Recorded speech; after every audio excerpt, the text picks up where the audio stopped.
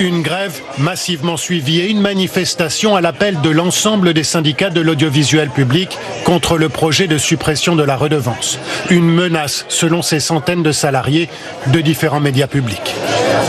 Le gouvernement aujourd'hui n'a présenté aucune piste concrète pour compenser la suppression de la redevance. Il a dit oui, on va compenser, mais il n'a pas du tout dit comment.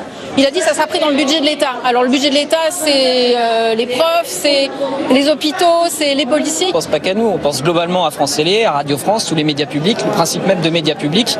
Dans une démocratie moderne, on en a besoin. Et on ne peut pas lâcher ça d'un coup pour le prétexte du pouvoir d'achat. Car c'est au nom du pouvoir d'achat que le candidat Emmanuel Macron s'était engagé à supprimer la redevance. La mesure devrait figurer dans le projet de loi sur le pouvoir d'achat défendu par Aurore Berger, députée de la majorité. Il faut continuer à rendre du pouvoir d'achat aux Français et donc il faut continuer à baisser la pression fiscale sur les Français. On l'a fait avec l'impôt sur le revenu, la taxe d'habitation, on le fait avec la redevance.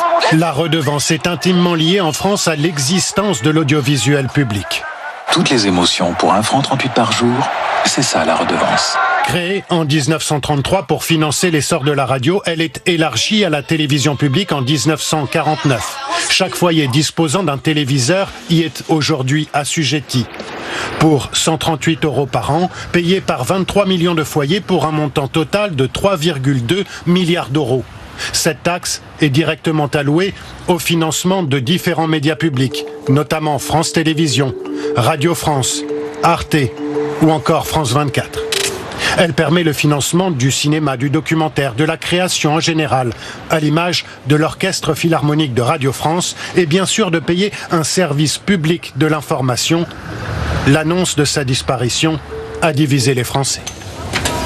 Il faut faire vivre le service public qui ne vit pas forcément sur des publicités. On paye tout cher, l'essence, tout ce qui s'ensuit, donc le gaz, l'électricité. Donc je pense que personnellement, c'est une bonne chose. Comment financer l'audiovisuel public ? Le président de la République promet un budget équivalent à l'actuel prix dans les caisses de l'État. Une menace pour l'indépendance de l'information de services publics, d'après Julia Cagé, professeure d'économie. Sans redevance, c'est-à-dire sans contribution affectée, il y a une menace sur l'indépendance parce que en l'occurrence, les présidentes de l'audiovisuel public se retrouvent finalement dans un rapport de domination par rapport au gouvernement en place, auprès duquel il faudrait qu'elles aillent renégocier chaque année un budget.